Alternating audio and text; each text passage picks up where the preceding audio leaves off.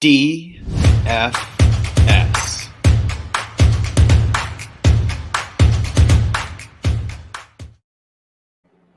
It is Friday, December 31st here in Draft Shark Studios in Rochester, New York. New Year's Eve for those celebrating. Welcome to our Week 17 DraftKings podcast. I'm your host, Matt Schauf. With me, as always, is Jared Smola, and this podcast is sponsored by our partners at FanShare Sports. FanShare curates hundreds of pieces of daily fantasy sports-related articles, tweets, and podcasts to create the most accurate ownership projections in the industry. Those projections can be found in the lineup generator on DraftSharks.com. And you can find up-to-date ownership info anytime at fansharesports.com. Jared, we're going to go straight to QB for cash, and I think it might be the easiest week of the season for that because Trey Lance looks inevitable at $4,800. Yeah, I mean, I've played crappy quarterbacks for $4,800 in cash on DraftKings. You know, Lance is not crappy, at least if you factor in his rushing upside. I think he's the best quarterback value we've had all season based on our dollars per point value. And you know, that's based on our passing projection of just 180 yards and 1.1 passing touchdowns. We have him for 66 rushing yards and 0.3 rushing touchdowns. He ran 16 times for 89 yards in his first start, his first and only start back in week 5 against Arizona. Threw for just 192 yards in that game. Didn't score a touchdown passing or rushing, and still scored 15.6 DraftKings points, which would be just fine in cash. If you're playing him in tournaments, you're going to need more than that, but it'd be fine for cash. Much better matchup here than you had in week 5. Lance gets the Texans this week, and the Niners still have the 5th highest implied total on the week. Assuming at this point, Vegas is assuming that Lance is going to be the starter, and they still expect the Niners to put up, 28 points. Yeah, if we're considering Kevin Hogan at one of these prices for cash, and I mean, if we're considering Taysom Hill in his first ever NFL start in cash at this price, it's tough to look away from a first round pick for the 49ers. In our DK dollars per point rankings, Trey Lance is $53 ahead of number 2 Matthew Stafford, who's at $7,100 in salary. 9 more quarterbacks are within $53 of Matthew Stafford in that DK dollars per point category. So it's just not even close. So let's jump over to GPP. And there's lots to like here. And I guess the starting point is Trey Lance. Are you going to fade him fully in GPPs? Are you going to play him a little bit? What are you doing with Trey Lance here? I'm going to play him probably on like 2 of my 6 teams. Just again, like if Lance puts up like 22, I think like it's going to be tough to win without him just for how cheap he is and, what else you can build around. And it's obviously a week, we'll talk about Cooper Kupp and even Jonathan Taylor, like guys you want to get in there that have, 30-point upside. And it's tough. It's almost impossible to get both of them in without Trey Lance. And it's even, challenging to use either of those guys if you don't use Trey Lance. So, for that reason, I'm going to definitely be playing Lance in tourneys, even though I do think, he'll probably be the most popular quarterback in tournaments. Yeah, I would expect so, and for good reason, because of all the things that we just mentioned. And, the other thing is, even if he doesn't ultimately reach ceiling, he's still going to pay off. He's still not going to be somebody that kills you. If you're playing a $4,800 quarterback, you don't need a 35-point quarterback week to win. So it's tough to avoid him. I certainly can't call him a full fade. If I'm playing a bunch of lineups, maybe I don't go too heavy on Trey Lance. There are lots of other options here is the other thing. Matthew Stafford at $7,100 is certainly an option against the Ravens, especially coming off of Joe Burrow's big day last week, and that was the 4th 400-plus yard game that Baltimore has allowed this year. Cooper Kupp's obviously in that matchup. You also have Mark Andrews as a run back. You have Marquise Brown as a run back, and the other Rams options to go along with him. Then there's Tyler Huntley now that it looks like Lamar Jackson's not going to play. $5,600. You can put him in a Cooper Kupp lineup. You have Andrews and Marquise Brown available. I think that Tyler Huntley and Marquise Brown are especially interesting at their fairly low cost. The targets have remained there for Marquise Brown, 7+ targets in 8 straight games, 10 and 9 targets the past 2 weeks with other quarterbacks in there. So you don't need to, hope that Marquise Brown gets enough. All you're doing is basically taking a shot that he either gets some deep looks this week or even just takes a short pass or 2 and breaks it for a long game.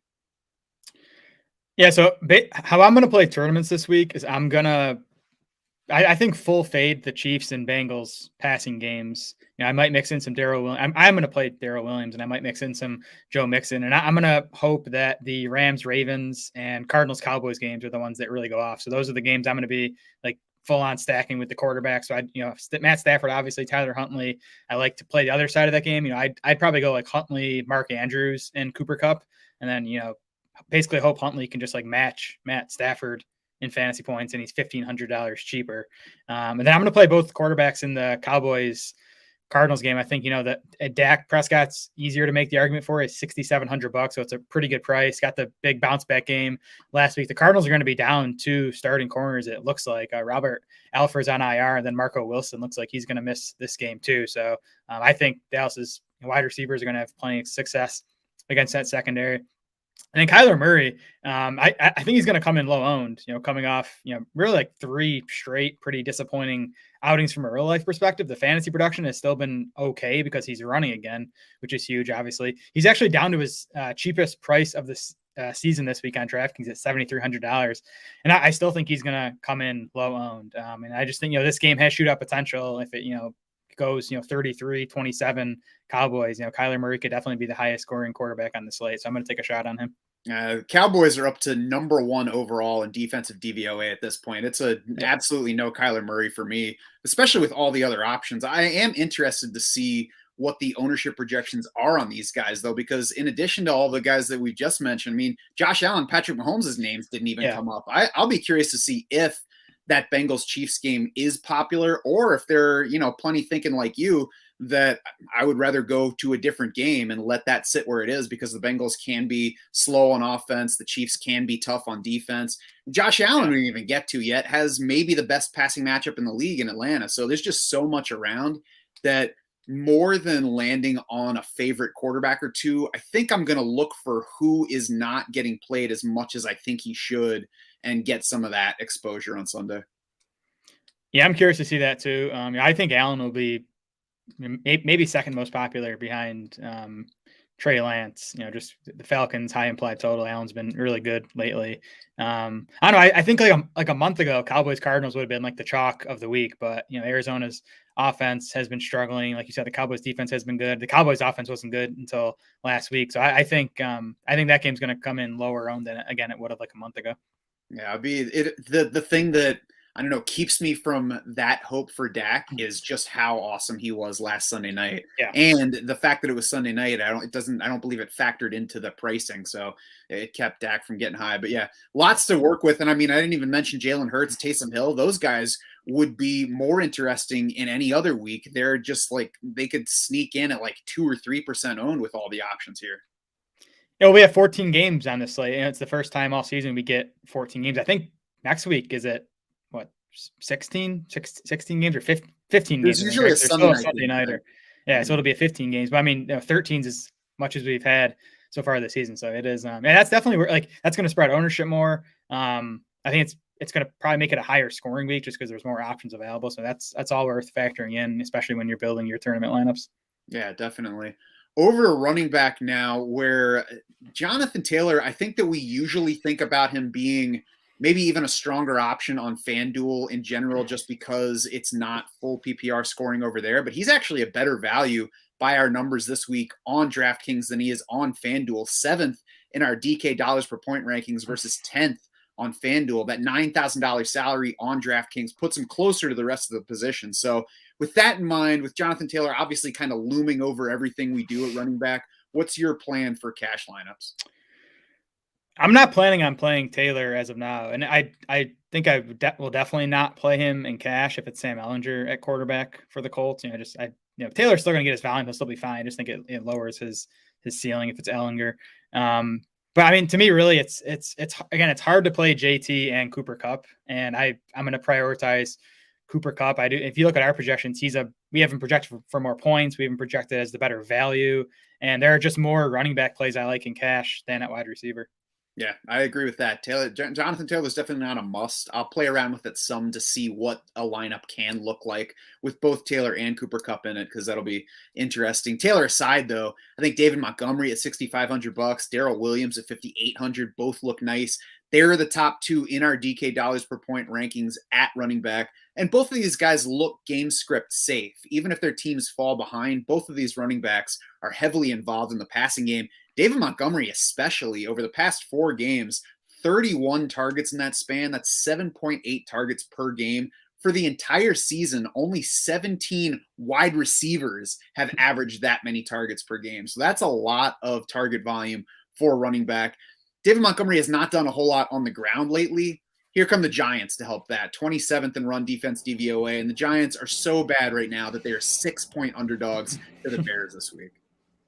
Yeah, Montgomery's second in expected PPR points over the last 5 weeks. And now he, like you said, gets the plus matchup. So he's definitely in my cash lineup. Darrell Williams, definitely in my cash lineup. I mean, some people might shy away from him just because we haven't seen him as the lead back in a while. We saw him for 5 games in that role earlier this season, but he averaged about 14 carries and 5.5 targets in those 5 games. That includes that total dud from the Chiefs offense against Tennessee. And Williams saw just 9 opportunities in that game. In his other 4 games, he got 25, 19, 23, and 20 opportunities. So, if you can give me 20 opportunities from a running back in the Chiefs offense and a pretty good matchup against Cincinnati, I think that's a great cash play. And I think my third cash game running back is going to be Sony Michel.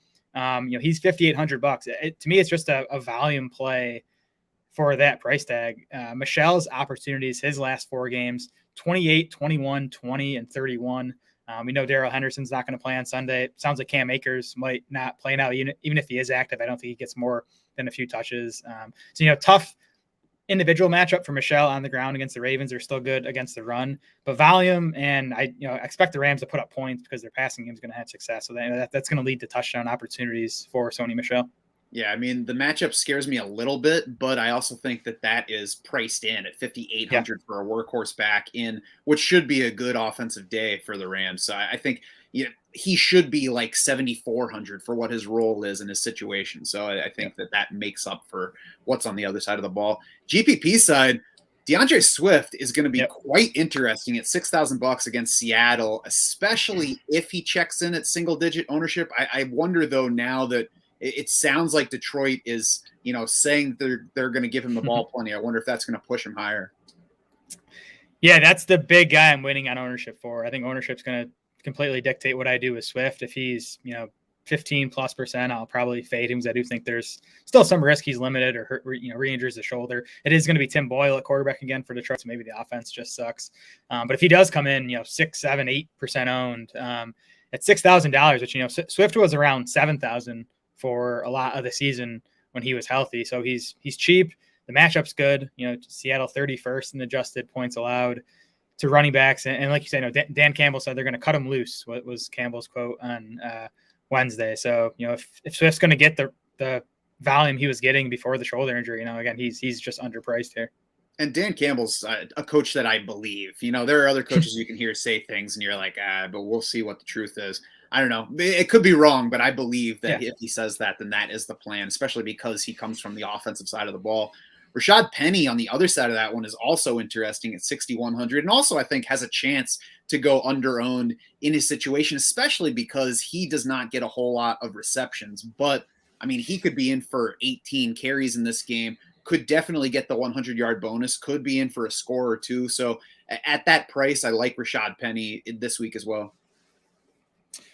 Yeah, I like Penny. I like Ronald Jones a bit more. We'll see about the ownership on these guys. I think Jones will be pretty chalky, but $6,300, got 20 carries and 3 targets last week. I think that's a pretty fair workload projection for him this week with the Bucs massive favorites over the Jets. The Jets 29th in Football Outsiders run defense DVOA, and they're dead last in adjusted points allowed to running backs. Let's just hope that Keyshawn Vaughn doesn't steal those red zone touches from the 50-yard line like he did last week. Devin Singletary, I think, also in the mix for GPP side, basically more so because of salary than because of upside. I think some of these other guys have more touchdown ceiling to them than Devin Singletary does. But at 5,400, now he's working as a workhorse back. He's had his 2 largest touch counts of the season the past 2 weeks. So I think where you need a little bit more salary flexibility versus even what Penny or Swift or Ronald Jones can give you, that's when Devin Singletary gets interesting. Yeah, and I do think he has decent upside. I mean, he's not going to get all the goal line work. We know that. But if he's going to get, 20 opportunities again, like he's got in the past couple of weeks, and you have the Bills 14.5 point home favorites with, tied for the highest implied total on the week. So I think there's, definitely touchdown upside there. Yeah, I think he has some upside overall, but it's more nice upside as opposed to the chance to explode that some of these other guys might have. With Antonio Gibson out now on the COVID list, is Jarrett Patterson at $4,800 in play for you at all? Nope, definitely not. I think Jonathan Williams is going to mix in quite a bit, and I think they're going to promote Wendell Smallwood from the practice squad, and he'll see some passing down work. I think you're looking at best case like 15 touches for Patterson, and it's a crappy offense, and I don't want to mess with it. Yeah, I mean, if you're setting a whole bunch of lineups, you can toss Jarrett Patterson in one and get that savings, but I wouldn't go too heavy on him at all by any means. And I think that if you are even looking down in that range, why go past Michael Carter at 5,100 to Jarrett Patterson at 4,800, a better bet for touches and a weaker defense in the Bucs than what we're used to seeing because of all the injuries. Oh, Boston Scott's the guy I'm going to be playing down there. He's $4,900. Even if Jordan Howard plays, I'll probably mix in some Scott for tournaments. And if Howard's out, I don't know. I don't think I'd quite get to Scott in cash, but I think he'd be an option. I think he'd be one of the top 5 or 6 values at running back. Yeah, he would absolutely be in play for cash. I'll be interested if there's no Jordan Howard to see what ownership projection we get on Boston Scott. I wonder if he's going to be able to be talked about enough to get a good ownership projection. But, at the same time, for a $4,900 running back, it matters a little bit less than if it's somebody more expensive. Yeah, Chase Edmonds, the last guy I want to mention real quick, just, especially, he's another guy. If James Conner is out, Chase Edmonds becomes an option in cash. The matchup obviously isn't ideal, but, Edmonds got 16 carries and 9 targets last week. He's $5,700. That's just crazy volume for a guy that price. Mm-hmm. Over to wide receiver for cash. And Jared, I feel like it should start with $6,100 Antonio Brown, who drew 50% target share last week in his return game, but he missed practice Thursday with the ankle, limited Wednesday. That, of course, is the thing that kept him out for weeks and weeks. So we're going to have to see about his Friday participation and his game status to see if he's really cash viable this week. Yeah, we'll see. My guess is Thursday was a day off, unless he tweaked the ankle again in Wednesday's practice, and we haven't heard that's the case. So I'm planning on using Antonio Brown in cash. Unless he doesn't practice again on Friday and is questionable, then you'd have to back away from him. But he's still $1,500 too cheap right now on DraftKings. So I'm going to play Antonio Brown, and again, I'm going to play Cooper Kupp in cash, even at $9,500. Again, to me, it's Kupp or Jonathan Taylor. We have Kupp projected for 6 more DraftKings points than Jonathan Taylor. The 100-yard bonus and the full PPR really swings things in favor of Kupp on DraftKings. Yeah, I would say it's closer between them on FanDuel than it is here. And full PPR, definitely Cooper Kupp is the must for me between them. Yep. It's kind of tough for me to nail down specific favorites other than the guys that we've already mentioned here. There's a range of options at a range of salaries at wide receiver. I'm likely going for more correlations and salary fits than specific favorite targets here. But one key guy that's going to help me fit what I want is Zay Jones at $3,900. And we talked about him on Thursday. Tied for 15th among wide receivers in targets over the past 5 weeks. Tied for 11th in targets over the past 3 weeks among all wide receivers. So he's getting the ball a good bit. 5+ receptions in 3 straight games and 4 of the past 5. Now the Raiders head into this one as 7-point underdogs, so we should get plenty of passing volume. And the best defenders for the Colts are up the middle of the field. So when Zay Jones is outside, he should face decent individual matchups. Vegas has to be expecting the Colts to get Carson Wentz back, right? I'm just thinking when you say that the Colts are still 7-point favorites. They're not going to be 7-point favorites if it's Ellinger under center. I don't know. I think that they will be because it's Jonathan Taylor for 30 carries. It's somebody throwing the ball 12 times, and the Raiders can't score more than 12 points at this point. I'd bet the Raiders plus the full 7 if it's Ellinger, but I guess that's a discussion for another podcast. I'm going to have to go. I think I'm going to have to go cheap for my third wide receiver in cash. So Zay Jones is definitely an option for me. I know I kind of laughed at you on the pod yesterday when you brought up Zay Jones, but I might end up playing him in cash. The other guy down there though, and he's $900 more expensive, but Michael Gallup is just $4,800. It just seems too cheap to me. He's not the safest target bet, obviously, with all the weapons in Dallas, but I do want pieces of that game even in cash. And again, $4,800 just seems too cheap. And Gallup does have 20-point upside. For cash though, you want to save the $900 and take Zay Jones, who he is the safe bet for targets in that same kind of role in terms of not being his team's top target, but also having the upside to lead his team in targets. Yeah, no, I mean, I definitely think he's a safer target, but upside still matters in cash even too. Though, and I think Gallup beats Zay Jones there. So if I have that money, I'm going to go to Gallup. If I don't, it's probably going to be Zay Jones. Zay Jones week, baby. GPP side, Christian Kirk is intriguing to me in that same game we were just talking about, $5,800. Especially if I'm stacking Cowboys. Christian Kirk's going to be a must in those lineups. 12 and 9 targets the past 2 games for Kirk. And the Cowboys are more vulnerable in the middle of the field than they are on the edges. I mean, like I mentioned, it's the number 1 defense overall in DVOA now. So they're not vulnerable, especially in any area, but they are first in coverage against number 1 wide receivers. They're third in coverage against number 2 wide receivers, 15th against other wide receivers. Now, that doesn't necessarily mean outside versus inside. For a lot of teams, the number 1 receiver is outside, but sometimes it can be the slot corner.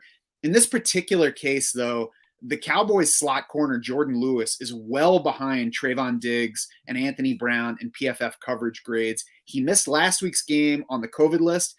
Jordan Lewis is still tied for 9th among all cornerbacks in targets faced over the past 4 weeks, despite missing that 1 game within that span, according to PFF. Anthony Brown leads that category, his teammate on the outside. So I think we'll see lots of targets in this game. I think the Cowboys should score plenty of points with the way that the Cardinals have been playing and the pieces missing for them on defense. And I think that Kirk gets, kind of that run back value and could see a whole lot of target volume in this game.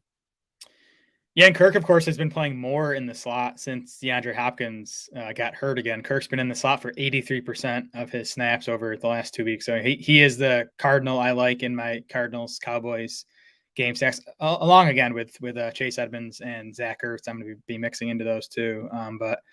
So I love Michael Gallup here in tournaments. I like CeeDee Lamb too on the Cowboys side. The Cardinals have allowed the 2nd most fantasy points to slot receivers this season, and Lamb's been primarily in the slot since they got Cooper back healthy, and it's been Cooper and Gallup on the outside, Lamb in the slot. So like CeeDee Lamb to have a big game here. And then I'm going to go back to the 2 Rams wide receivers, Odell Beckham and Van Jefferson, who have hurt me the past couple of weeks. But I mean, they've both shown upside recently. OBJ has 2 games of 19 plus DK points among his first 6 with the Rams. Jefferson's been quiet the last 2, but he went 18, 16, and 15 points in his 3 games before that. So, if you're playing Stafford Kupp, you got to get cheap. And, these wide receivers are cheap enough to kind of help you make those stacks work. Yeah, and there will be one more guy from that team to talk about, that even though Jared doesn't want to. Over to tight end for cash. We talked about the Raiders, but Foster Moreau at 3,800 is also well within play. It's probably my first step at tight end. The Colts are the number 2 scoring matchup for tight ends by adjusted fantasy points allowed. And I mean, we don't even have to look far to find when they gave up big stuff to tight ends. Zach Ertz had 8 catches on him last week among 13 targets. Hunter Henry the week before, 6 for 77 and 2 touchdowns. Gronk had 7 catches for 123 2 weeks before that. Dawson Knox had a big game against them.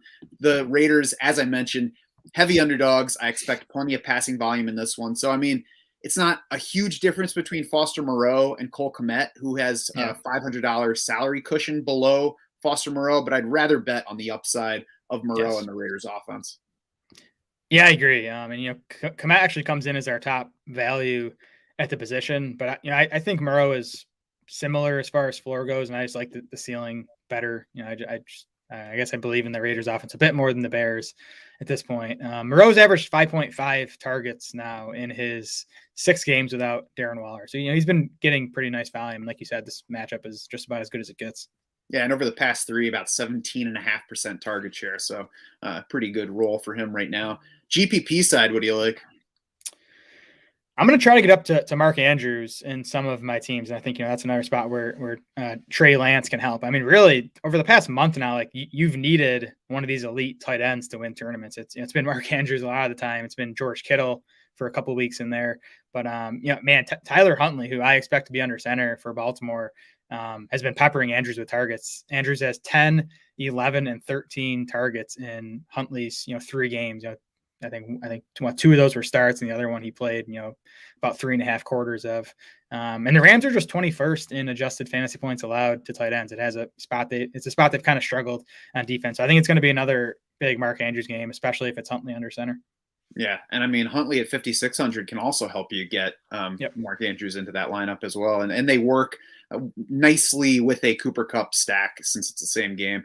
I also still like Foster Moreau here, and then Tyler Higbee is the guy that I have to mention to go with Matthew Stafford, Cooper Kupp, or could be part of a Ravens stack, or even stand alone at $4,000 because there aren't that many attractive low cost options here that have the touchdown upside. I think 5+ targets for Higbee in 5 straight games, 5 catches in 2 straight, and in 5 of his past 8 games. Baltimore is still the 6th best scoring matchup by our adjusted fantasy points allowed for tight ends, and it's probably the best passing matchup at this point in the league overall right now. Just ask the Bengals about that. So I like the upside on Higbee. I like being able to combine him with any of the other options that I'm looking to play from that game.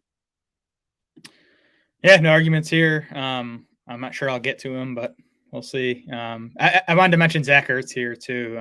He's $5,200 on DraftKings, so it feels kind of gross paying that much for Zach Ertz, but he has 24 targets over his last 2 games. Like Zach Ertz and Christian Kirk have been the clear focal points of the passing game since the Cardinals lost DeAndre Hopkins again. And the Cowboys are just middling in tight end defense according to adjusted fantasy points and Football Outsiders tight end coverage rankings. They're 15th in both of those. So it's a neutral matchup for Ertz. Yeah, we mentioned it Thursday. The Cowboys are strong at outside corner. They're strong in the pass rush now that they got their defensive ends back healthy. If there's a spot to test them, it's the middle of the field where they're iffy in linebacker coverage, iffy at safety. So it could be a good game for Zach Ertz, especially on target volume. I agree. If I'm going to the high end at tight end, I think I'm going to stop short of Mark Andrews and favor Rob Gronkowski at $6,200. The great matchup with the Jets, it gives him plenty of upside. Antonio Brown, at least being somewhere short of 100% can only help. And I think Gronk's going to come in lower owned than he should after 2 straight stinkers fantasy-wise. Last week was a predictably tough matchup, and he spent more time blocking. The week before that, he saw 11 targets against the Saints, only caught 2 of them. So they were trying to get it to him even when it wasn't working. They're still probably not going to have Mike Evans. We'll see about that one. He just got activated off the COVID list. But Gronk's going to be a central target in this game, I think. Yeah, and the Saints and Panthers, Gronk's last 2 opponents are 2 of the better tight end defenses in the NFL. Now he gets the Jets. So that's a good call. If Gronk's coming in at like 5% owned, I'm going to have to get him in some tournament lineups. What do you like on defense on DraftKings this week?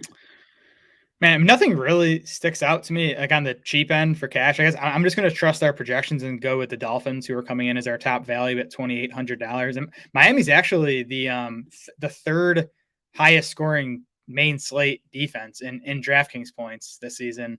And the Titans are 20th in DraftKings points allowed. And that's despite not having allowed a defensive touchdown this season.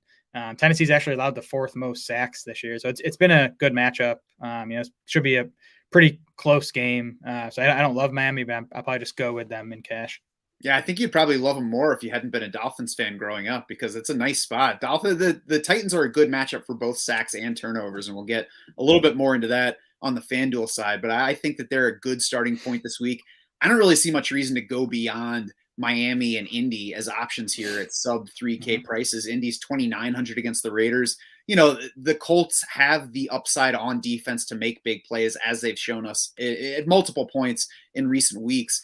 The only knock, I guess, here is that the Raiders aren't quite as good a matchup for sacks or turnovers as the Titans are. But still, when you combine the price, you combine the situation, I think both of these defenses are good as building blocks from that position. Yeah, I agree there. I do think for tournaments, it might make sense to try to pay up a bit this week. I mean, New England is $3,900, but the Jags are currently implied for 12.75 points. I'm pretty sure that's the lowest we've seen all season. So if you're ever going to get a shutout out of a defense, it could definitely be New England at home for Jacksonville. And then, even like Buffalo, home for Atlanta, New Orleans, who gets Sam Darnold / Cam Newton, whoever's going to be under center. I think, those Ds have ceiling that, if you can comfortably fit them in tournament lineups, it definitely makes sense. That's true. And Philly against Washington could be another good bet, especially now that Antonio Gibson's out of the game. There's not a whole lot for Washington to give the ball to on offense anymore. Yep. That's going to do it for this Week 17 DraftKings podcast. Head over to DraftSharks.com now to get more player recommendations. If you're a DS Insider, you can check out Jared's cash game picks as well as top GPP options from Corey Bushland. You can also mess around with the lineup generator to build your own lineups with the help of the DS projections and FanShare ownership projections. For more discussion of DFS and other formats, you can also join the free Draft Sharks Discord. Find the link to do that in the description for this podcast. If you're with us on the stream right now, stick around. We're going to take a short break and then fire up the FanDuel show. For Jared Small and the rest of the Draft Sharks crew, I'm Matt Schaaf saying thanks so much for swimming with us.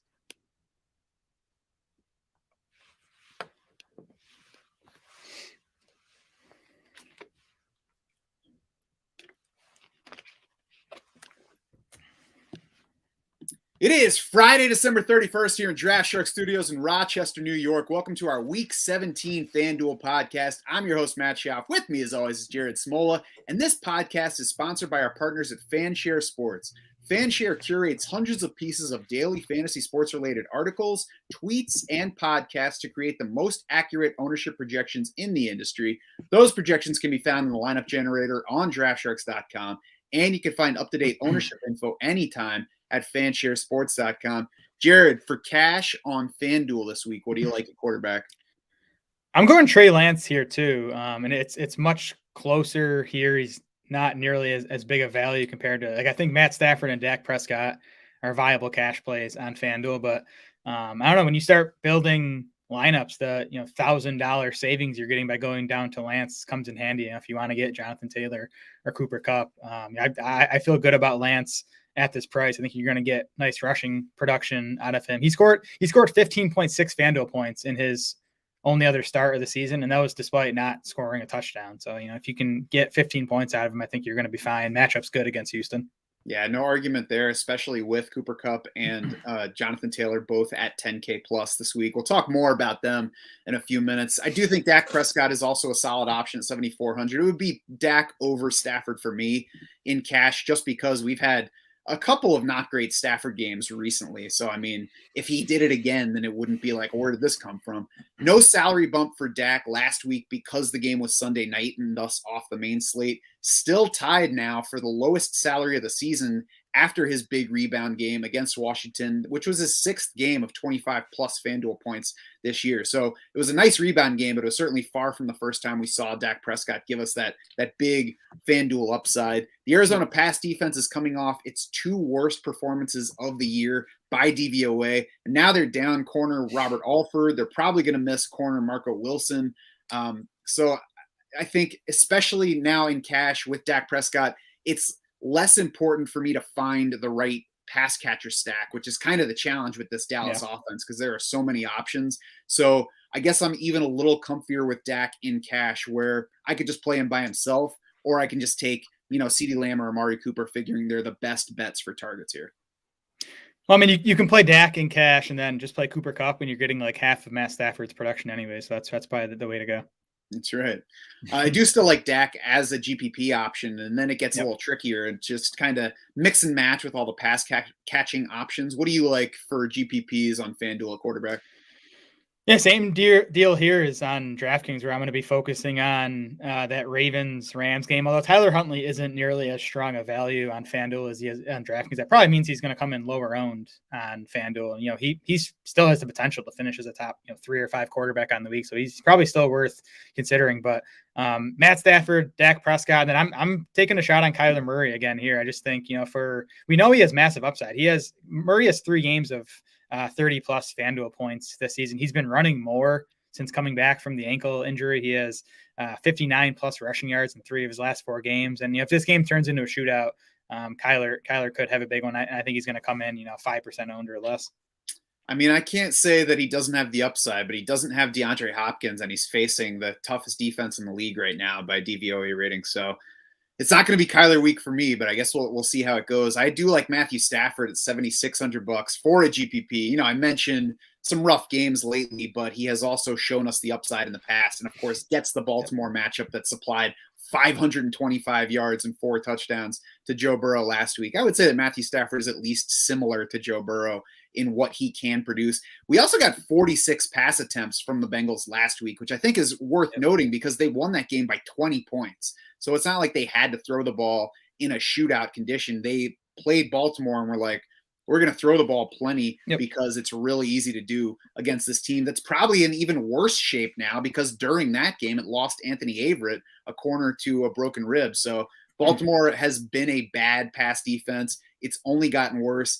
If you have Matthew Stafford, I think you need Cooper Kupp at 10,200 here. But there are other options for a fuller stack. I mean, Odell Beckham, 6,500, Van Jefferson, 6,000. Not sure there's a whole lot of difference between those two guys. And then Tyler Higbee at 5,400, either at tight end or in a flex spot, or you could also play Mark Andrews in the same lineup. Yeah, I was just going to say it's tough to get Stafford, Kupp, and Andrews. So I think Stafford, Kupp, and then Marquise Brown, who we can talk about. But, he's pretty cheap on FanDuel, so I think that's the direction I'd probably go for a Ravens-Rams stack. Yeah, I think Marquise Brown is a comfier fit at 6,300. I did mess around with the Matthew Stafford, Cooper Kupp, and Mark Andrews stack just to see how doable it is. And if you put Tyler Higbee at 5,400 in that flex spot, it is doable without ending up with a lineup that makes you want to look away. Okay, I like it. I'm also curious to see ownership projections on, Josh Allen against the Falcons at his high price, Jalen Hurts at a fairly high price against the Washington D that he beat up recently, and then Joe Burrow coming off his huge game, a less obvious spot against the Chiefs, but a spot that I do think has shootout potential to it. Yeah, I'm hoping the Chiefs Bengals game comes in chalky because I'm going to be fading it. For running back, I think the first question here is, we mentioned both names already, but $10,000 Jonathan Taylor versus $10,200 Cooper Kupp. Who is the guy that you need on FanDuel, Jared? I mean, I think Taylor is a better relative play here than he is on DraftKings, but I mean, we still have Cooper Kupp projected for more FanDuel points. If you look at the dollars per point values, Cooper Kupp comes in as our top wide receiver value, even at his $10,200 price tag. Jonathan Taylor is like running back 8 or 9 in our value ranking. So I don't know. I don't think I'm going to get to Taylor here either. I messed around with the lineup here to see if it is possible to play Jonathan Taylor and Cooper Kupp in cash. And I can report it is possible. $6,200 Darrell Williams at the other running back slot, $5,200 Foster Moreau at tight end, $3,600 Dolphins D. If you do that, that leaves you an average of $6,100 across the other 3 remaining roster slots. That's 2 wide receivers and 1 flex. So I think with that, it's possible to put both Taylor and Kupp in the same cash lineup. Yeah, definitely possible. It's just, is it optimal with the 3 guys? I like all the names you mentioned. I'm just trying to think, who are the 3 guys you'd fill that lineup out with? Yeah, it's worth playing around with and seeing. Of course, the guy I didn't mention was Trey Lance. At quarterback helps you fit all those guys in the same lineup. So anyway, cash, definitely. Jonathan Taylor aside, what do you like at running back? Yeah, David Montgomery here, just as we said on DraftKings, he's our top dollars per point value at running back on FanDuel. 17.4 carries and 6.8 targets over his last 5 games. So massive volume on the ground and in the passing game. And he gets the Giants, who are 27th in Football Outsiders run defense rankings, 24th in adjusted points allowed to running back. So Montgomery and then Darrell Williams. I'm going to play him here, $6,200. He's our second best dollars per point value. Averaged about 14 carries and 5.5 targets in the 5 games Clyde Edwards-Helaire missed earlier this season. If I can get that type of workload on this Chiefs offense for $6,200, I'm more than happy.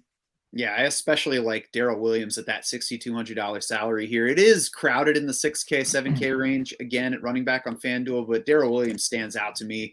The Chiefs are 6th in implied team point total, but it's a tight pack at the top of those rankings this week. They're only 1.25 points short of the top spot, so they're not way behind number 1 team by any means. His 5 starts earlier this year, Darrell Williams averaged 19.2 opportunities, and you mentioned on the DraftKings show that 5-game sample included one where he only got the ball 9 times because they just stunk against the Titans.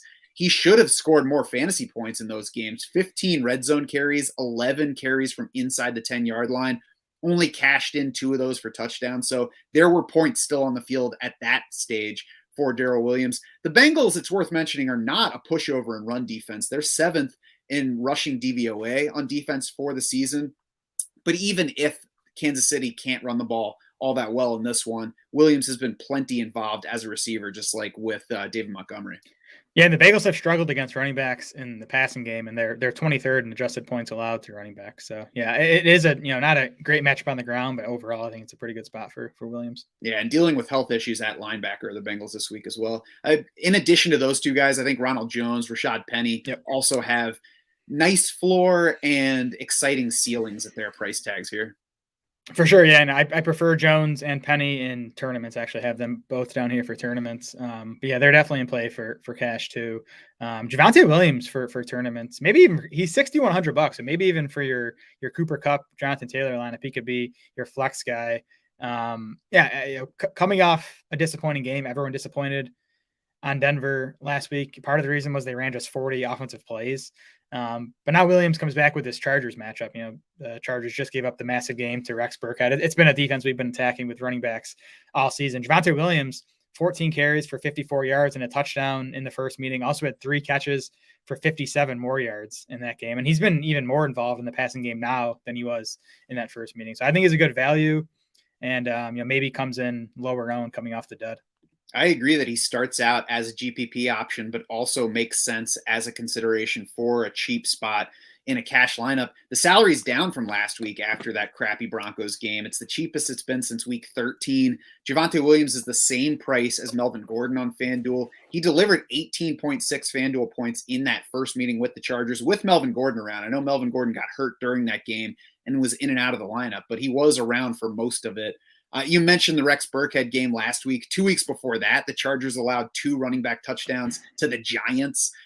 They have allowed the 4th most half PPR points to the position, and only the Jets and Lions have allowed more running back touchdowns on the season. Like it, the last, I guess, 2 guys I wanted to mention here, and what's really messing with my head this week is that the Patriots are tied for the highest implied total on the week at 29.25. So it's like I feel like I should be playing some Patriots, and to me it's the running backs to look at, and I can't play either of those guys on DraftKings just with their minimal passing game usage. But I do think Damian Harris and Ramondre Stevenson are worth considering on FanDuel. Harris is at $7,400. Stevenson's at $5,700. And again, I think they might end up pretty close in carries, and Stevenson might even have the better target projection. So I guess I think Ramondre Stevenson at $5,700 is worth considering for tourneys. Yeah, I agree with that. They're pretty similar in outlook to Javonte Williams and Melvin Gordon. Maybe not quite the same level talent-wise, but should be in a great situation. And I mean, a better situation than Denver in terms of game script. Yes, for sure. At wide receiver, Cooper Kupp is Kong. You just have to start out with him. He leads our FanDuel dollars per point rankings at $10,200 in salary. He's $3,200 more expensive than the next guy and still leads FanDuel dollars per point. Yep, playing Cooper Kupp again. I'm going to play him over Jonathan Taylor. I don't think I'll get both of them in there, even though, as you said, it is possible. But Kupp's the guy for me. I'm going to play Jalen Waddle at $7,000. 10 plus targets and 9 plus catches in 3 straight games for Jalen Waddle. If you go back even farther than that, he has 8 plus targets in 8 of his last 9 games. Obviously Tua Tagovailoa's top target, and the Titans are 31st in adjusted points allowed to wide receivers. So it's a really nice matchup for Waddle too. And we get the bonus alliteration from Jared there. There's some attractive wideouts in the 7K range for cash usage. Jalen Waddle, of course, part of that. A.J. Brown at 7,500 looks nice coming off the monster game. Keenan Allen at 7,300. T. Higgins at 7,000, also coming off a monster game. All 4 of those guys, I think, make plenty of sense for cash usage. Keenan Allen is really the only one of them that didn't blow up last week. And the last time he faced Denver, he caught 7 balls for 85 yards on 10 targets. 3 touchdowns over the past 2 games before the quiet day against Houston last week. So Keenan Allen, if you need a case to be made for him, that's the case. Yeah, for sure. I think A.J. Brown's the guy I'd lean towards for my 3rd wide receiver spot. 16 targets last week. Nick Westbrook-Akini just came off the COVID list, but Julio Jones is still on it. I think it doesn't matter if Julio's back. Brown's going to dominate targets for Tennessee.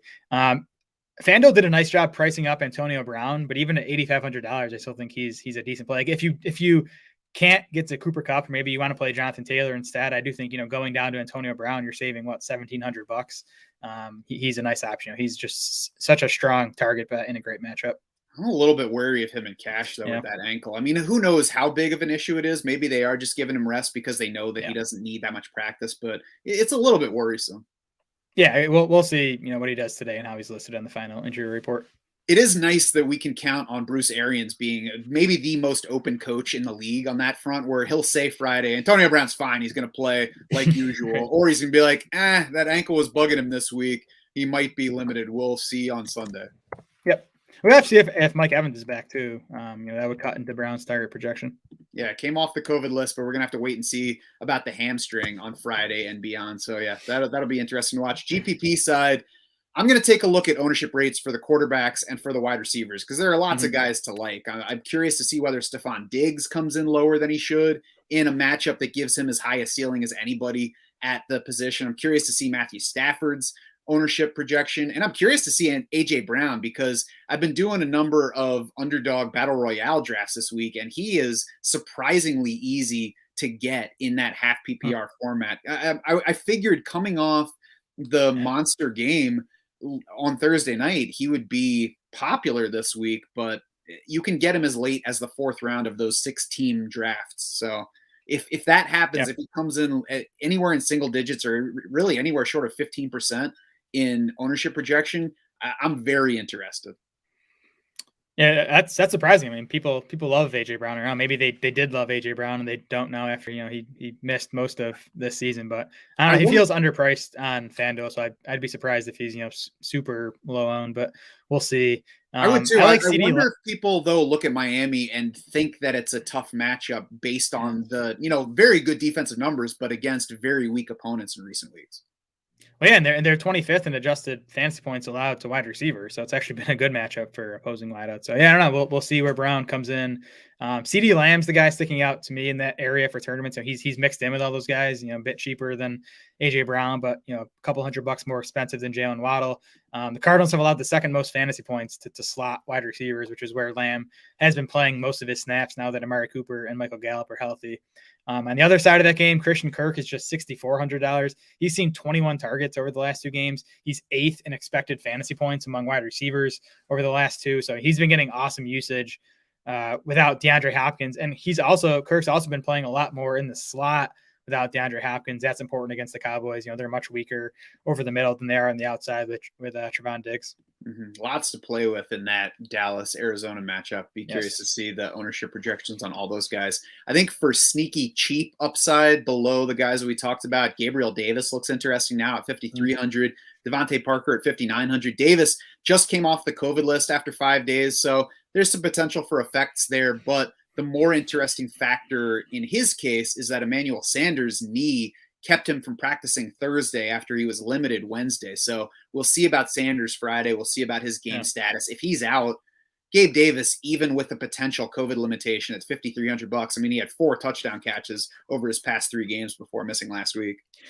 Yeah, if Sanders is out, I'd actually probably consider playing Davis in my 3rd wide receiver spot in cash, and I think that could definitely help you get in both Cooper Kupp and Jonathan Taylor. And then you don't even have to play Zay Jones and make yourself feel sick. Exactly. He's 5,100 on FanDuel this week, by the way. Tight end for cash, Jared. What do you like?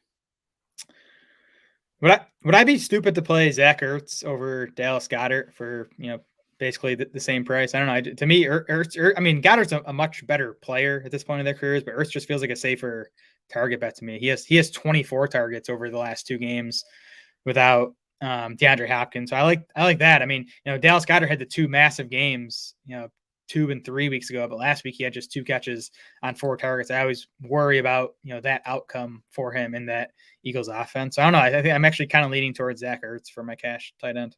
I think they're very even because Dallas Goedert is a better player and he's got the better matchup between them, but he's also got the better chance of only seeing 5 targets this week, whereas we could see 10 plus for Zach Ertz. So I think those 2 things certainly balance each other out and make them similar looking options this week. It's still going to primarily be Foster Moreau for me at $5,200 here, just 5th in our FanDuel dollars per point rankings. But I think there's upside beyond our projection, primarily because of that matchup with the Colts, which is 2nd best for tight end scoring by our adjusted fantasy points allowed, 17.6% target share over the past 3 games. So even if he's not the top target there, certainly heavily involved. And that extra salary flexibility will help me fit those more expensive pieces that I want at other positions. Yeah, like on FanDuel for cash, I do prefer spending the extra $300 to get up to Ertz or the $600 to get up to Goddard from Moreau. But I like Moreau even better in tournaments on FanDuel because I do think he's going to come in lower owned than he is on DraftKings. So Moreau is my favorite tournament play on FanDuel. I'm going to be starting Foster Moreau almost definitely in my main event lineup for tight end premium for the end of the championship round, all the cash. I believe in him as an option this week. Certainly there's a chance that he doesn't pay off. There's always that chance, but I also think there's big upside to mine here. All right, I'll be invested with you. Although I guess I could win even more than you if I take down a tournament. So I don't know. Maybe we'll both be rich on Monday. That's right. That's what we should be doing. We'll do this thing in shades next week and just make it rain all over the place. Anything else on the GPP side at tight end? No, I think trying to get up to Mark Andrews and Travis Kelce makes sense, but you definitely can't do that with Taylor and Kupp. You can probably do it with one of those two guys. But we've just seen these elite tight ends putting up massive numbers these past few weeks, and I think it's kind of what you need to win tournaments. I like Moreau here as well. I like Tyler Higbee, especially in a Matthew Stafford lineup. I'm going to pass on Travis Kelce coming off of COVID. Not sure exactly, what potential for effects there might be for him. Mark Andrews, probably only in a Rams lineup for me, or if I'm playing Tyler Huntley, because Rob Gronkowski gives me similar upside at a cheaper salary of $6,700. I wonder what the rostered rate is going to be for Gronk coming off of 2 bad games, especially last week where he only saw 2 targets. But it was a negative matchup against the Panthers last week. It was a negative matchup against the Saints the week before, and they still threw him 11 targets in that game against the Saints, even though he's historically had a tough time with Malcolm Jenkins in coverage and was not able to do anything in that specific game. It's a matter of them not having that many guys to throw to. And Tom Brady's going to trust his trusted guys, Antonio Brown, Rob Gronkowski. Now Gronk is the healthier one. This week, the matchup is great.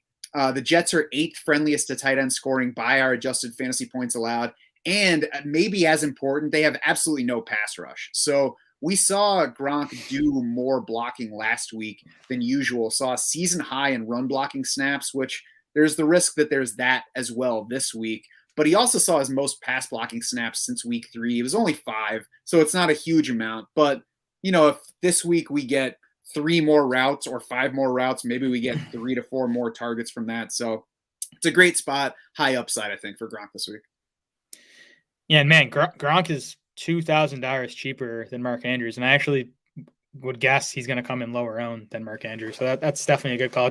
George Kittle is kind of mixed in there too. He's a bit more expensive than Gronkowski, but quite a bit cheaper than Andrews and Kelce. I think no one's going to want to play him with Trey Lance under center, but I think Kittle's interesting if you get him at like 2 or 3%. Yeah, I'll be interested to see if people are like, oh, Trey Lance is good, I'll play George Kittle. But yeah, that'll be something to check on Sunday morning. What are you playing on defense? It's the Dolphins here again, like on DraftKings, coming in as our top dollars per point value. And they are 3rd among main slate defenses in FanDuel points per game. Good matchup here against Tennessee. The Titans have allowed the 4th most sacks in the league. So I think for cash, I'm just going to go the cheap route with the Dolphins. Yeah, I'm probably going to stick there as well. $3,600, attractive for both price and matchup. The Titans have allowed the league's 4th most sacks. They have supplied the league's 6th most turnovers, so there's lots of upside to it. If you do want to go away, if we get a high ownership projection on Miami, for example, Colts at 3,900 against the Raiders are interesting. The Rams at 4,100 against Baltimore are interesting. The Bills at 4,500, if I can get there salary-wise. Certainly lots of upside against the Falcons. I mean, there's shutout potential to that matchup. And then the Eagles at 4,300, that's one I might not get to with how much is around there and how much you have to pay up to get to them. But, especially now that Washington's without Antonio Gibson, there's lots of upside to that one as well.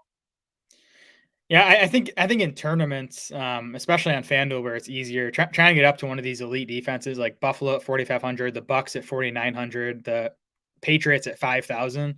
I don't know. It's always dangerous to say something is likely to happen at defense, but it's a pretty good bet that I think one of those Ds, scores like 15 to 20 FanDuel points and is the defense you have to win tournaments. Yeah, for me, the Bucks are the one among that group that I would try not to go to because Shaq Barrett's out.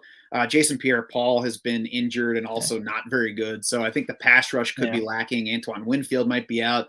Levante David's out. So, it's still the Jets. But if we're looking at a group of defenses with upside, I think the Bucks have reason to believe they might not have as high a ceiling as usual.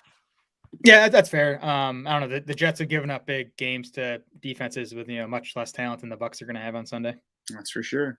That'll do it for this Week 17 FanDuel podcast. Head over to DraftSharks.com now. You get more player recommendations. Kevin English has your cash game picks. Corey Bushland has your top GPP options. Then you can play around with the lineup generator to build your own lineups with the help of the DS projections and fan share ownership projections. For more discussion of DFS and other formats, you can also join the free DraftSharks Discord. You can find the link to do that in the description for this podcast. For Jared Small and the rest of the DraftSharks crew, I'm Matt Schauf saying thanks so much for swimming with us.